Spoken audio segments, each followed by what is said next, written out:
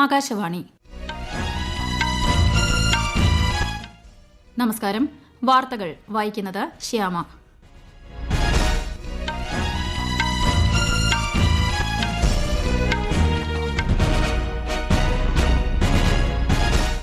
പ്രധാന വാർത്തകൾ. രാജ്യത്തിന്റെ വളർച്ചയെ നയിക്കുന്നത് സമുദ്രമേഖലയാണെന്ന് പ്രധാനമന്ത്രി നരേന്ദ്രമോദി. മുംബൈയിൽ മാരിടൈം ലീഡേഴ്സ് കോൺക്ലേവിനെ പ്രധാനമന്ത്രി അഭിസംബോധന ചെയ്തു.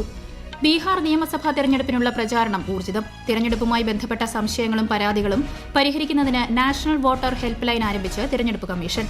കേരളത്തിൽ തീവ്ര വോട്ടർ പട്ടിക പരിഷ്കരണവുമായി ബന്ധപ്പെട്ട ആശങ്ക വേണ്ടെന്ന് മുഖ്യ തെരഞ്ഞെടുപ്പ് ഓഫീസർ. വിഷയത്തിൽ നവംബർ 5-ന് സർവകക്ഷി യോഗം വിളിച്ച് സംസ്ഥാന സർക്കാർ.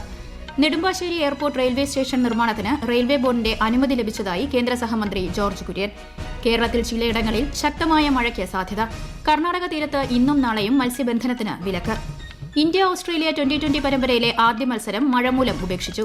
വനിതാ ലോകകപ്പ് ആദ്യ സെമിയിൽ ദക്ഷിണാഫ്രിക്കയ്ക്കെതിരെ ഇംഗ്ലണ്ടിന് 320 റൺസ് വിജയലക്ഷ്യം. വാർത്തകൾ വിശദമായി.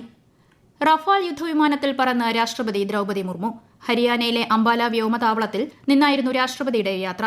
വ്യോമസേനാ മേധാവി AP സിംഗും മുതിർന്ന ഉദ്യോഗസ്ഥരും ചേർന്നാണ് രാഷ്ട്രപതിയെ അംബാല വ്യോമതാവളത്തിലേക്ക് സ്വീകരിച്ചത്. രാജ്യത്തിന്റെ വളർച്ചയെ നയിക്കുന്നത് സമുദ്രമേഖലയാണെന്ന് പ്രധാനമന്ത്രി നരേന്ദ്രമോദി. മുംബൈയിൽ മാരിടൈം ലീഡേഴ്സ് കോൺക്ലേവിനെ അഭിസംബോധന ചെയ്യുകയായിരുന്നു അദ്ദേഹം. കഴിഞ്ഞ ദശകത്തിൽ ഈ മേഖലയിൽ ഗണ്യമായ പരിവർത്തനം നടന്നതായി പ്രധാനമന്ത്രി അറിയിച്ചു. साल 24-25 में भारत के मेजर पोर्ट्स ने अब तक का सबसे अधिक कार्गो हैंडल करके भी नया रिकॉर्ड बनाया है. इतना ही नहीं, पहली बार किसी इंडियन पोर्ट ने megawatt scale indigenous green hydrogen facility शुरू की है और ये उपलब्धि हमारे कांडला पोर्ट ने हासिल की है. ഇന്ത്യയിൽ നിർമ്മിച്ച കപ്പലുകൾ ആഗോള വ്യാപാരത്തിന്റെ പ്രധാന കേന്ദ്രമാണെന്നും ശ്രീ നരേന്ദ്രമോദി പറഞ്ഞു. 2 ദിവസത്തെ സന്ദർശനത്തിനായി പ്രധാനമന്ത്രി നരേന്ദ്രമോദി നാളെ ഗുജറാത്തിലെത്തും. കെവാഡിയയിലെ ഏകതാ നഗറിൽ 1140 കോടി രൂപയുടെ അടിസ്ഥാന സൌകര്യ വികസന പദ്ധതികൾക്ക് അദ്ദേഹം തുടക്കം കുറിക്കും. വെള്ളിയാഴ്ച നടക്കുന്ന രാഷ്ട്രീയ ഏകതാ ദിവസ് ആഘോഷങ്ങളിൽ പങ്കെടുക്കുന്ന പ്രധാനമന്ത്രി സർദാർ പട്ടേൽ പ്രതിമയിൽ പുഷ്പാർച്ചന നടത്തും. അതിർത്തി മേഖലയിലെ പ്രശ്നങ്ങൾ പരിഹരിക്കുന്നതിന് നിലവിലെ സംവിധാനങ്ങൾ തുടരാൻ ഇന്ത്യ ചൈന ധാരണ. ഈ മാസം 25-ന് ചുഷുൽ മോൾഡോ അതിർത്തിയിൽ നടന്ന 23ാമത് ഇന്ത്യ ചൈന കോർപ്സ് കമാൻഡർ തല യോഗത്തിലാണ് തീരുമാനം. അതിർത്തി മേഖലയിലെ സ്ഥിതി സമാധാനപരമാണെന്ന് യോഗം വിലയിരുത്തി. യൂറോപ്യൻ പാർലമെന്റിലെ അന്താരാഷ്ട്ര വ്യാപാര സമിതിയിലെ പ്രതിനിധി സംഘം വിദേശകാര്യമന്ത്രി S ജയശങ്കറുമായി ഇന്ന് ന്യൂഡൽഹിയിൽ കൂടിക്കാഴ്ച നടത്തി. ഇന്ത്യ യൂറോപ്യൻ യൂണിയൻ സഹകരണം വർദ്ധിപ്പിക്കുന്നത് ചർച്ച ചെയ്തതായി അദ്ദേഹം സമൂഹമാധ്യമത്തിൽ അറിയിച്ചു. ബീഹാർ നിയമസഭാ തെരഞ്ഞെടുപ്പിനുള്ള പ്രചാരണം ഊർജിതമായി പുരോഗമിക്കുന്നു. BJP മുതിർന്ന നേതാക്കളായ അമിത്ഷാ, രാജ്നാഥ് സിംഗ്, യോഗി ആദിത്യനാഥ് തുടങ്ങിയവർ പ്രചാരണ യോഗങ്ങളെ അഭിസംബോധന ചെയ്തു. കോൺഗ്രസ് നേതാവ് രാഹുൽ ഗാന്ധിയും RJD നേതാവ് തേജസ്വി യാദവും മഹാസഖ്യത്തിന്റെ തെരഞ്ഞെടുപ്പ് റാലികളിൽ പങ്കെടുത്തു. 243 അംഗ ബീഹാർ നിയമസഭയിലേക്ക് അടുത്ത മാസം 6, 11 തീയതികളിലാണ് വോട്ടെടുപ്പ്. വോട്ടെണ്ണൽ 14-ന് നടക്കും. തെരഞ്ഞെടുപ്പുമായി ബന്ധപ്പെട്ട ജനങ്ങളുടെ സംശയങ്ങളും പരാതികളും പരിഹരിക്കുന്നതിന് നാഷണൽ വോട്ടർ ഹെൽപ്പ് ലൈനുകളും 36 സംസ്ഥാന ജില്ലാതല ഹെൽപ്പ് ലൈനുകളും സജ്ജമാക്കി കേന്ദ്ര തെരഞ്ഞെടുപ്പ് കമ്മീഷൻ. എല്ലാ സംസ്ഥാനങ്ങൾക്കും കേന്ദ്രഭരണ പ്രദേശങ്ങൾക്കും വേണ്ടിയുള്ള കേന്ദ്ര ഹെൽപ്പ് ലൈനായി നാഷണൽ കോൺടാക്ട് സെന്റർ പ്രവർത്തിക്കും. രാവിലെ 8 മുതൽ രാത്രി 8 വരെ 1800-11-1950 എന്ന ടോൾ ഫ്രീ നമ്പറിലൂടെ പ്രവർത്തനം. പഞ്ചായത്ത് രാജ് മന്ത്രാലയം നാളെ ന്യൂഡൽഹിയിൽ മാതൃക യുവജന ഗ്രാമസഭ സംഘടിപ്പിക്കും. കേന്ദ്ര സഹമന്ത്രിമാരായ SP സിംഗ് ബാഗൽ, ദുർദാസ് ഉയിക്കെ എന്നിവർ ചടങ്ങിൽ സംബന്ധിക്കും.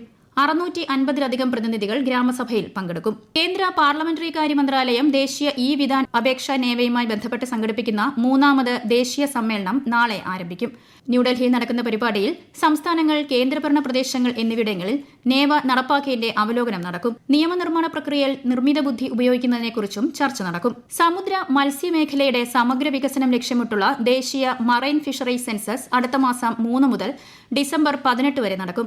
രാജ്യത്തെ എല്ലാ തീരദേശ സംസ്ഥാനങ്ങളിലും ലക്ഷദ്വീപ്, ആൻഡമാൻ ഉൾപ്പെടെയുള്ള കേന്ദ്രഭരണ പ്രദേശങ്ങളിലുമാണ് സെൻസസ് നടക്കുന്നത്. 12 ലക്ഷത്തിൽ പരം മത്സ്യത്തൊഴിലാളി കുടുംബങ്ങളെ ഉൾക്കൊള്ളുന്ന ഈ വിവരശേഖരണ പദ്ധതി നടപ്പിലാക്കുന്നത് കേന്ദ്ര സമുദ്ര മത്സ്യ ഗവേഷണ സ്ഥാപനമാണ്.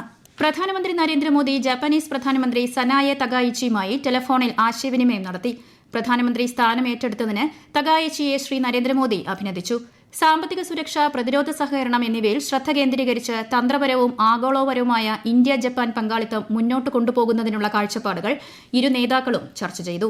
മധ്യപ്രദേശിലെ GST ബജറ്റ് ഉത്സവ് വിപണിക്ക് പുത്തൻ ഉണർവേകി. മധ്യപ്രദേശിലെ കർഷകർക്കും കരകൌശല വിദഗ്ധർക്കും ബിസിനസ്സുകാർക്കും ഇത് ആശ്വാസമേകി. ഇൻഡോറിലെയും ഗ്വാളിയോറിലെയും വ്യാവസായിക യൂണിറ്റുകളെ പുതിയ പരിഷ്കാരങ്ങൾ ശക്തിപ്പെടുത്തുന്നതായാണ് വിലയിരുത്തൽ. ഈ വാർത്തകൾ ആകാശവാണിയിൽ നിന്ന്. ആകാശവാണി വാർത്തകളും വാർത്താധിഷ്ഠിത പരിപാടികളും All India Radio News Thiruvananthapuram YouTube ചാനലിലും All India Radio News Thiruvananthapuram Facebook പേജിലും AR News_ തിരുവനന്തപുരം ഇൻസ്റ്റഗ്രാം അക്കൌണ്ടിലും AR News_TVM X ഹാൻഡിലും ലഭ്യമാണ്. തീവ്ര വോട്ടർ പട്ടിക പരിഷ്കരണം സംബന്ധിച്ച് മുഖ്യ തെരഞ്ഞെടുപ്പ് ഓഫീസർ തിരുവനന്തപുരത്ത് രാഷ്ട്രീയ പാർട്ടികളുമായി ചർച്ച നടത്തി. ദേശീയ, സംസ്ഥാന രാഷ്ട്രീയ കക്ഷികളുടെ പ്രതിനിധികൾ യോഗത്തിൽ പങ്കെടുത്തു. തീവ്ര വോട്ടർ പട്ടിക പരിഷ്കരണവും തദ്ദേശ ഭരണ സ്ഥാപന തെരഞ്ഞെടുപ്പും ഒരുമിച്ച് വരുന്നതിൽ ആശങ്കയുണ്ടെന്ന് ചില രാഷ്ട്രീയ പാർട്ടി പ്രതിനിധികൾ യോഗത്തിൽ ചൂണ്ടിക്കാട്ടി. ഇക്കാര്യത്തിൽ പ്രായോഗിക ബുദ്ധിമുട്ടുകൾ ഉണ്ടാകില്ലെന്ന് മുഖ്യ തെരഞ്ഞെടുപ്പ് ഓഫീസർ രത്തൻ യു ഖേൽക്കർ വ്യക്തമാക്കി. തീവ്ര വോട്ടർ പട്ടിക പരിഷ്കരണം സംബന്ധിച്ച് തുടർ നടപടികൾ ആലോചിക്കുന്നതിനായി സർവകക്ഷി യോഗം വിളിച്ച് കേരള സർക്കാർ. അടുത്ത മാസം 5-ന് യോഗം ചേരുമെന്ന് മന്ത്രിസഭായോഗ തീരുമാനങ്ങൾ വിശദീകരിക്കവെ മുഖ്യമന്ത്രി പിണറായി വിജയൻ അറിയിച്ചു. PM ശ്രീ പദ്ധതി നടപ്പാക്കുന്നത് സംബന്ധിച്ച് വിലയിരുത്തലിനായി വിദ്യാഭ്യാസ മന്ത്രിയുടെ നേതൃത്വത്തിൽ 7-അംഗ മന്ത്രിസഭ ഉപസമിതി രൂപീകരിച്ചതായും അദ്ദേഹം പറഞ്ഞു. SIR തിടുക്കപ്പെട്ട് നടപ്പാക്കാനുള്ള തെരഞ്ഞെടുപ്പ് കമ്മീഷന്റെ തീരുമാനം വലിയ ആശങ്കയാണ് ഉണ്ടാക്കിയിട്ടുള്ളത്. തുടർ നടപടികൾ ആലോചിക്കുന്നതിനായി ഒരു സർവകക്ഷി യോഗം വിളിച്ചു ചേർക്കാൻ തീരുമാനിച്ചിട്ടുണ്ട്. ഈ നവംബർ 5 4 മണിക്ക് ആ സർവകക്ഷി യോഗം ചേരാനാണ് തീരുമാനിച്ചിട്ടുള്ളത്. PM ശ്രീ നടപ്പാക്കുന്നത് സംബന്ധിച്ച് റിവ്യൂ നടത്താൻ തീരുമാനിച്ചിട്ടുണ്ട്. ഈ കാര്യം പരിശോധിച്ച് റിപ്പോർട്ട് ലഭ്യമാക്കുന്നതിന് 7 അംഗങ്ങളുള്ള ഒരു മന്ത്രിസഭാ ഉപസമിതിയും രൂപീകരിച്ചിട്ടുണ്ട്.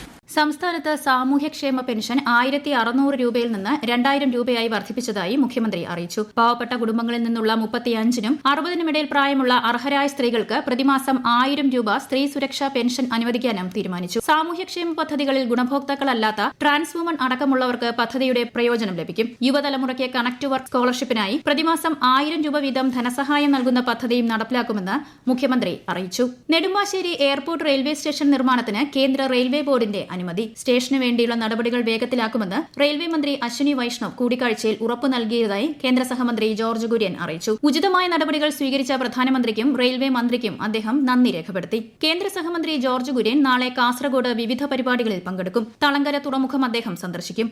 കാസർഗോഡ് കേന്ദ്ര സർവകലാശാലയുടെ പുതിയ അക്കാദമിക് ബ്ലോക്കിന്റെ ശിലാസ്ഥാപനവും കേന്ദ്രമന്ത്രി നിർവഹിക്കും. ഇന്ത്യ ഓസ്ട്രേലിയ T20 പരമ്പരയിലെ ആദ്യ മത്സരം മഴ മൂലം ഉപേക്ഷിച്ചു. ടോസ് നഷ്ടപ്പെട്ട് ആദ്യം ബാറ്റിംഗിനിറങ്ങിയ ഇന്ത്യ 9.4 ഓവറിൽ 1-97 എന്ന നിലയിൽ നിൽക്കെയാണ് മത്സരം റദ്ദാക്കിയത്. നേരത്തെ 5-ാം ഓവറിന് ശേഷം മഴയെ തുടർന്ന് മത്സരം 18 ഓവറാക്കി ചുരുക്കിയിരുന്നു. പരമ്പരയിലെ 2ാം മത്സരം മറ്റന്നാൾ മെൽബണിൽ നടക്കും. വനിതാ ലോകകപ്പ് ക്രിക്കറ്റിന്റെ ആദ്യ സെമിയിൽ ദക്ഷിണാഫ്രിക്കയ്ക്കെതിരെ ഇംഗ്ലണ്ട് 320 റൺസ് വിജയലക്ഷ്യം. ടോസ് നഷ്ടപ്പെട്ട് ബാറ്റിംഗിനിറങ്ങിയ ദക്ഷിണാഫ്രിക്ക നിശ്ചിത 50 ഓവറിൽ 7 വിക്കറ്റ് നഷ്ടത്തിൽ 319 റൺ എടുത്തു. മറുപടി ബാറ്റിംഗിനിറങ്ങിയ ഇംഗ്ലണ്ട് ഒടുവിൽ വിവരം ലഭിക്കുമ്പോൾ 10 ഓവറിൽ 3 വിക്കറ്റ് നഷ്ടത്തിൽ 34 റൺ എന്ന നിലയിലാണ്. കേരളത്തിൽ ചില സ്ഥലങ്ങളിൽ ഇന്ന് ശക്തമായ മഴയ്ക്ക് സാധ്യത. 5 ജില്ലകളിൽ ഇന്ന് മഞ്ഞ ജാഗ്രത പ്രഖ്യാപിച്ചു. കർണാടക തീരത്ത് ഇന്നും നാളെയും മത്സ്യബന്ധനത്തിന് വിലക്കേർപ്പെടുത്തി. ഒഡീഷയിലെ 33 ബ്ലോക്കുകളിലും 11 നഗരപ്രദേശങ്ങളിലും നാശം വിതച്ച് മോൺത ചുഴലിക്കാറ്റ്. ദുരിതാശ്വാസ കേന്ദ്രങ്ങളിൽ കഴിയുന്നവർക്ക് എല്ലാ സൌകര്യങ്ങളും ഒരുക്കിയിട്ടുണ്ടെന്ന് സംസ്ഥാന സർക്കാർ അറിയിച്ചു. പൊതു അടിസ്ഥാന സൌകര്യങ്ങൾക്കുണ്ടായ നാശനഷ്ടങ്ങൾ നാളെ മുതൽ വിലയിരുത്തുമെന്ന് സർക്കാർ അറിയിച്ചു. ശ്രീ പത്മനാഭസ്വാമി ക്ഷേത്രത്തിലെ ആറാട്ട് ഘോഷയാത്ര നടക്കുന്നതിനാൽ നാളെ വൈകുന്നേരം 4:45 മുതൽ രാത്രി 9 വരെ തിരുവനന്തപുരം വിമാനത്താവളത്തിൽ വിമാന സർവീസുകൾക്ക് നിയന്ത്രണമുണ്ടാകും. നഗരത്തിൽ നാളെ വൈകുന്നേരം 3 മുതൽ രാത്രി 10 വരെ ഗതാഗത നിയന്ത്രണവും ഏർപ്പെടുത്തിയിട്ടുണ്ട്. കേരളത്തിൽ SSLC ഹയർ സെക്കൻഡറി പരീക്ഷാ തീയതികൾ പ്രഖ്യാപിച്ച് വിദ്യാഭ്യാസ മന്ത്രി വി ശിവൻകുട്ടി. SSLC പരീക്ഷ 2026 മാർച്ച് 5 മുതൽ 30 വരെ നടക്കും. 4,25,000 കുട്ടികളാണ് ഇത്തവണ പരീക്ഷ എഴുതുന്നത്. മെയ് 8-നായിരിക്കും ഫലപ്രഖ്യാപനം. പ്രധാന വാർത്തകൾ വീണ്ടും. രാജ്യത്തിന്റെ വളർച്ചയെ നയിക്കുന്നത് സമുദ്രമേഖലയാണെന്ന് പ്രധാനമന്ത്രി നരേന്ദ്രമോദി. മുംബൈയിൽ മാരിടൈം ലീഡേഴ്സ് കോൺക്ലേവിനെ പ്രധാനമന്ത്രി അഭിസംബോധന ചെയ്തു. ബീഹാർ നിയമസഭാ തെരഞ്ഞെടുപ്പിനുള്ള പ്രചാരണം ഊർജിതം. തെരഞ്ഞെടുപ്പുമായി ബന്ധപ്പെട്ട സംശയങ്ങളും പരാതികളും പരിഹരിക്കുന്നതിന് നാഷണൽ വോട്ടർ ഹെൽപ്പ് ലൈൻ ആരംഭിച്ച് തെരഞ്ഞെടുപ്പ് കമ്മീഷൻ. കേരളത്തിൽ തീവ്ര വോട്ടർ പട്ടിക പരിഷ്കരണവുമായി ബന്ധപ്പെട്ട ആശങ്ക വേണ്ടെന്ന് മുഖ്യ തെരഞ്ഞെടുപ്പ് ഓഫീസർ. വിഷയത്തിൽ നവംബർ 5-ന് സർവകക്ഷി യോഗം വിളിച്ച സംസ്ഥാന സർക്കാർ. നെടുമ്പാശ്ശേരി എയർപോർട്ട് റെയിൽവേ സ്റ്റേഷൻ നിർമ്മാണത്തിന് റെയിൽവേ ബോർഡിന്റെ അനുമതി ലഭിച്ചതായി കേന്ദ്ര സഹമന്ത്രി ജോർജ് കുര്യൻ. കേരളത്തിൽ ചിലയിടങ്ങളിൽ ശക്തമായ മഴയ്ക്ക് സാധ്യത. കർണാടക തീരത്ത് ഇന്നും നാളെയും മത്സ്യബന്ധനത്തിന് വിലക്ക്. ഇന്ത്യ ഓസ്ട്രേലിയ T20 പരമ്പരയിലെ ആദ്യ മത്സരം മഴ മൂലം ഉപേക്ഷിച്ചു. വനിതാ ലോകകപ്പ് ആദ്യ സെമിയിൽ ദക്ഷിണാഫ്രിക്കയ്ക്കെതിരെ ഇംഗ്ലണ്ടിന് 320 റൺസ് വിജയലക്ഷ്യം. വാർത്തകൾ കഴിഞ്ഞു. അടുത്ത വാർത്താ പ്രക്ഷേപണം രാത്രി 8:35.